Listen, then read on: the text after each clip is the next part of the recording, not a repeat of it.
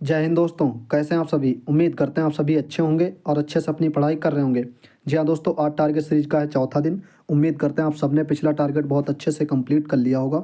इस वीडियो में आज का टारगेट देखेंगे, साथ में मॉक टेस्ट के बारे में बात करेंगे। अगर आप RPF constable, Delhi police, UPSI, लेखपाल किसी भी वैकेंसी की तैयारी कर रहे हैं तो अपने चैनल को जरूर सब्सक्राइब कर लीजिए।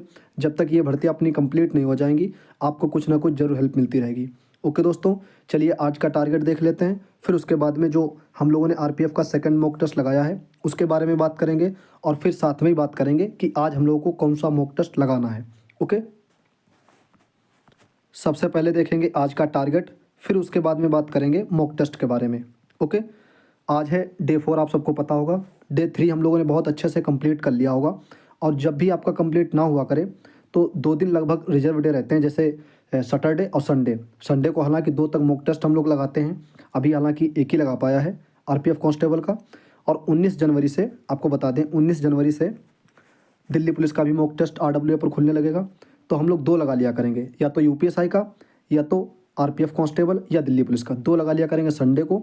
और अगर आपका जैसे 5 दिन चलता है अपना टारगेट, 5 दिन में एक भी मतलब आपका मिस हो जाए या किसी दिन जैसे आप बिजी रहें, आपका डीवी हो या कैसे भी आप बिजी रहें, तो वो वाला टारगेट अपना जो है सैटरडे को कंप्लीट कर लिया करो। ओके, और अगर आप कंटिन्यू फॉलो कर लिया करें तो सैटरडे को रिवीजन रख लिया करो। ऐसे ही मैं करता हूँ, अगर मेरा छूट जाता है किसी मतलब दिन तो मैं सैटरडे को उसको हर हाल में पूरा कर लेता हूँ। ठीक है, यही आप लोग रखना अच्छे से। तो ये हम लोगों ने बात कर ली जो बेसिक थी। अब बात कर लेते हैं आज का टारगेट क्या है। हिंदी में हम लोगों को क्या करना है, आप सबने देखा होगा जो हम लोगों की हिंदी वाली बुक है राजपाल यूनिवर्सल वाली, ठीक है, वही हम लोग लेके चल रहे हैं। तो हिंदी वर्णमाला सेकंड चैप्टर है। पहला चैप्टर हम लोगों ने बहुत अच्छे से कंप्लीट कर लिया विद एमसीक्यू, और इतना ही करना है हम लोगों को। अगर इससे ज़्यादा और समय बचता है तो एक हिंदी की प्रैक्टिस क्लास कर सकते हैं, वो भी करने की ज़रूरत नहीं है क्योंकि वो सारे क्वेश्चन कहीं ना कहीं आपको पीवाईक्यू वाले सब आपको राजपाल यूनिवर्सल वाली बुक में मिल जाएंगी। और अगर आप अपडेटेड बुक ले लेते हैं जो 5 एडिशन निकला है अभी, उस वो तो और अच्छी बुक है। ठीक है, अगर ओल्ड वाला वर्जन है चौथा वाला तो भी कोई दिक्कत नहीं है। तो सेकंड चैप्टर है हिंदी वर्णमाला और विराम चिन्ह। आज विराम चिन्ह नहीं करना है हम लोगों को, ठीक है। आज करना है हिंदी वर्णमाला थ्योरी। एमसीक्यू पे बिल्कुल मत जाना, हम बताते रहेंगे उसी क्रम में आप करते रहना अच्छे से। देखो, पढ़ाई का होता है एक शेड्यूल, एक क्रम, उसी क्रम में चलते रहेंगे। अब क्या है, देखा होगा आप लोगों ने या आपके कोई दोस्त फ्रेंड होते होंगे, तो वो लोग कहीं ना कहीं जैसे आज हिंदी खोली तो पूरा दिन हिंदी पढ़ेंगे। इस तरीके से नहीं पढ़ाई होती है। और हफ्ते भर कहो हिंदी पढ़ें, ऐसा नहीं होती भाई पढ़ाई।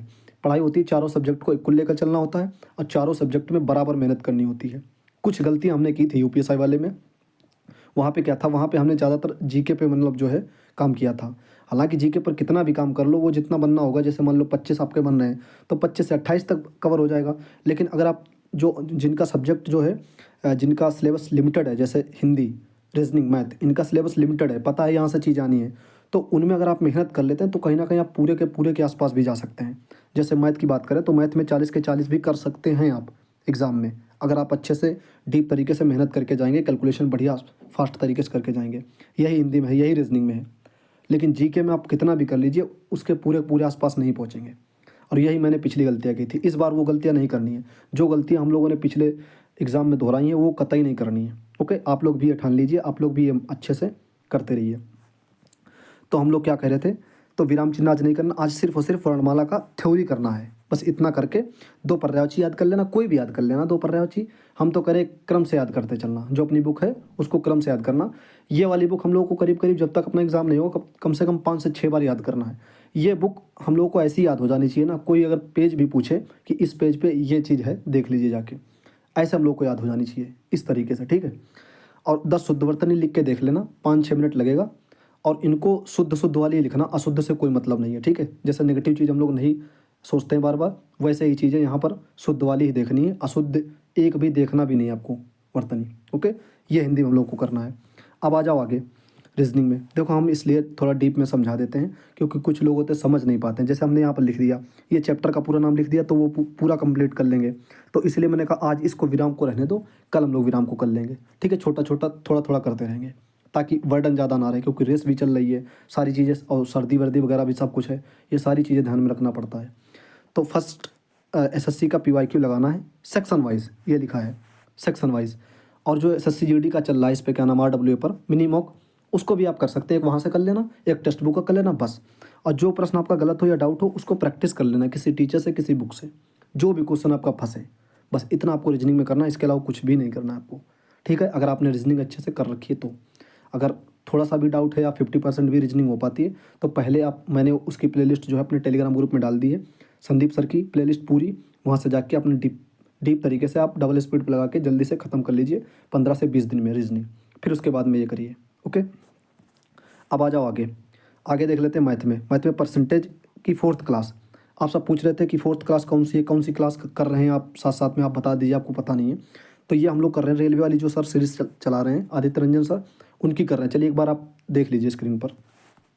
अगर आप लोग कहेंगे तो इस प्लेलिस्ट को हम जो है अपने ग्रुप में शेयर कर देंगे टेलीग्राम वाले में, जहाँ पे जब PDF वगैरह सब कुछ शेयर होती है वहाँ पे हम इसको शेयर कर देंगे, आप लोग इसको ऐड कर लेना। तो ये रेलवे वाली है, ठीक है। इस क्लास को आज करना है हम लोगों को, ओके। और काफ़ी अच्छे क्वेश्चन है, देखो ये 4 क्लासेस में लगभग कंप्लीट करा दिया सर ने परसेंटेज। और यहाँ पे से थोड़ा सा स्मार्ट अप्रोच है, मतलब ऐसा नहीं है कि बेसिक से चीज़ें बताएंगे सर, हालांकि बेसिक से भी बताई गई हैं चीज़ें इस क्लासेस में, लेकिन थोड़ा सा स्मार्ट लेवल से यहाँ पे समझाया सर ने, ओके। तो ये 4 क्लासेस हो गई, कल रहेगी प्रैक्टिस क्लास, उसके बाद में परसेंटेज हो जाएगा अपना समाप्त। फिर उसके बाद में जो है हम लोग जो सर की बुक है 4000+ वाली, उसको हम लोग अच्छे से उसका चैप्टर ख़त्म कर लेंगे वहाँ से परसेंटेज। तो हम लोग का परसेंटेज का जो डाउट बना होगा कुछ भी, वो सारी चीज़ें क्लियर हो जाएंगी, ठीक है। अगले 2-3 दिन में परसेंटेज चैप्टर पूरा फिनिश हो जाएगा, ओके। और साथ में क्या करना है, साथ में 15 और 16 का वर्ग घन याद करना है। 15 और 16 का वर्ग घन बिल्कुल मौखिक होना चाहिए। देखो एक क्रम में हम लोग बढ़ते चल रहे हैं, ठीक है। पहले 10 तक याद किया था, फिर 11-12, फिर 12-13, फिर इसी क्रम में हम लोग बढ़ते चल रहे हैं। अभी देखना हम लोग 30-31 के करीब जब पढ़ेंगे ना वर्ग घन, तो और भी चीज़ें समझ में आएंगी कि हाँ भाई इनका जो बड़ा बड़ा जो ऐसे वर्ग घन होता है वो बिल्कुल मौखिक याद हो जाएगा, ओके। 10 मिनट कैलकुलेशन करनी है। कैलकुलेशन कैसे करनी है वो मैंने पिछली वीडियो में हम लोगों ने देख लिया था। कुछ भी क्वेश्चन ले लेना, जैसे बड़े बड़े क्वेश्चन ले लेते हैं जोड़ घटाना वाले, भाग वाले, उनको बस कैलकुलेशन करते रहना अपने आप से, ठीक है। बड़ी बड़ी कैलकुलेशन ले लेंगे, गुणा भाग के करके देख लेंगे 10 मिनट तक, ठीक है। ये खुद से हो गया। इससे क्या रहेगा, आपकी कलम चलाने की जो स्पीड है वो तेज़ होगी और माइंड में जो मैथ की कैलकुलेशन है वो थोड़ा सा और फास्ट होगी, ठीक है। अब बात कर लेते हैं GS में। तो पॉलिटी में आज भारत का संवैधानिक विकास है, उसके MCQ करने हैं। 81 क्वेश्चन है परीक्षावाड़ी में, बुक में, वही करने हैं हम लोगों को, ओके। और जो क्वेश्चन फंसे उसको गोला ऐसे कर देना। अभी लास्ट में हम लोग रिवीजन वाले दिन उसको डीप तरीके से पढ़ेंगे। और जो क्वेश्चन आपको ना आए तो वो वाला क्वेश्चन की फ़ोटो लेकर के अपना जो डाउट वाला ग्रुप है उसमें शेयर कर देना। वहाँ से कोई ना कोई कुछ ना कुछ जरूर आपको रिप्लाई आएगा उस पर, ठीक है। और बाकी मैथ में कुछ फंसा कर या रीजनिंग में तो वहाँ पर आप शेयर कर सकते हैं, ठीक है। वहाँ पर सिर्फ फ़ोटो आप भेज सकते हैं, मैसेज लिख कर नहीं भेज पाएंगे, ठीक है। तो उसको हम लोग खोल देंगे। बाकी 2 पेज स्पीडी का जो बुक है रेलवे वाली GS, उसके कर लेना 2 पेज। और कल्याणी मैम की डेली करंट अफेयर चलनी चाहिए, डेली वाली जो चल रही है इस टाइम, नए साल से हम लोग शुरू कर रहे हैं तो आप उसको जरूर कर लेना। इतना हम लोगों को करना है। अगर इतना करने के बाद आपके पास समय बचता है तो आप टेक्स्ट बुक पे मिनी मॉक, फुल मॉक जो भी लगाना चाहते हैं वो अपने लगा लेना। टेक्स्ट बुक काफ़ी कारगर रहेगा अच्छे से, ठीक है। और बाकी फुल मॉक क्या लगाना है, UPSI का जो 5 जनवरी को RWA पर संडे को खुला है वो वाला लगाना है UPSI का। इसका एनालिसिस आपको अगली वीडियो में मिल जाएगा, राइट। इतनी चीज़ें हम लोगों ने देख ली, उम्मीद है कि चीज़ें आप समझ गए होंगे। हम लोगों ने ये वाला मॉक टेस्ट एनालिसिस कर लिया था, अब ये वाली की बारी थी कि दूसरा वाला लगाएंगे, फिर उसके बाद में देखेंगे। तो ये वाला हमने लगा लिया है, इस वाले के बारे में बात कर लेते हैं। फिर आज कौन सा लगाना है वो हम लोगों ने देख लिया। अब इसमें कितना बना है स्कोर देख लेते हैं। सबसे पहले सेक्शन वाइज बात कर लेते हैं हम लोग। तो GS में 29 करेक्ट हैं, 19 इनकरेक्ट हैं, 2 अनअटेम्प्ट हैं। मैथ में 34 करेक्ट हैं, 1 अनअटेम्प्ट हो गया।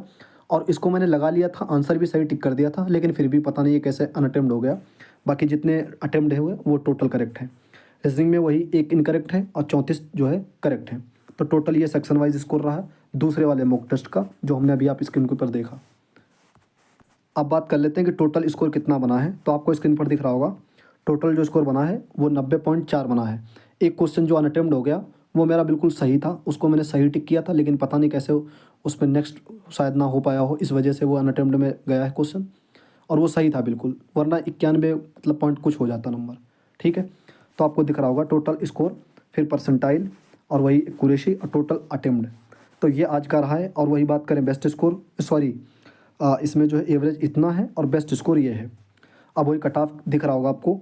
तो कट ऑफ जो है 80 से 84 के आसपास लग रखी है इस पर टेक्स्ट बुक पे। बट इतना मान के चल सकते हैं कि 85 के आसपास में आज के पेपर में होना चाहिए था। बाकी रीजनिंग मैथ में बिल्कुल दम नहीं था, बहुत नॉर्मल थे। अगर आप अच्छे से भी करेंगे तो मैथ रीजनिंग आराम से पूरे भी कर सकते हैं। ओके, वही जीके में 30-35 तक करने लायक थे अच्छे से। अगर आप करंट के टच में या थोड़ा सा पीवाईक्यू वगैरह पे ज़्यादा डीप तरीके से ध्यान देते हैं तो कहीं ना कहीं आप 35 तक भी कर जाएंगे। तो ये कर ली बात हम लोगों ने जो सेकंड मॉक टेस्ट था उसके बारे में। ये जितने भी पॉइंट थे हम लोगों ने देख लिया। सेकंड मॉक टेस्ट भी देख लिया। कल कौन सा मतलब आज कौन सा मॉक टेस्ट लगाना है उसका कल एनालिसिस मिलेगा, वो भी हम लोगों ने देख लिया। और आज डे 4 है, ये सारी बातें हम लोगों ने डे 4 वाले में कर ली। उम्मीद करते हैं कि आप सब इस टारगेट को अच्छे से फॉलो करेंगे, मॉक टेस्ट भी लगाएंगे। मिलते हैं दोस्तों अगले वीडियो में, यानी कि कल के टारगेट में, टारगेट नंबर 5वें में। बाकी अच्छे से इसको कंप्लीट करना, हम भी कंप्लीट करेंगे। और भी जो कोई पॉइंट, कोई कुछ भी प्रश्न कुछ भी रहा करे तो आप कमेंट में पूछ सकते हो। पूरी कोशिश रहेगी कि कमेंट में ही आपका रिप्लाई देते हैं। अगर नहीं हो पाता है तो अगली मतलब वीडियो उस टॉपिक पे या उस पॉइंट को हम अगली वीडियो में इंक्लूड कर लेते हैं। ठीक है दोस्तों, बाकी बताना आपका सेकंड वाले मॉक टेस्ट में कितना स्कोर गया है। और ये जितने भी पॉइंट थे सारे पॉइंट हम लोगों ने कवर कर लिए। मिलते हैं दोस्तों अगले वीडियो में। अपना ख्याल रखिएगा, स्वस्थ रहिएगा, अच्छे से पढ़ते रहिएगा और दौड़ते रहिएगा। जय हिंद।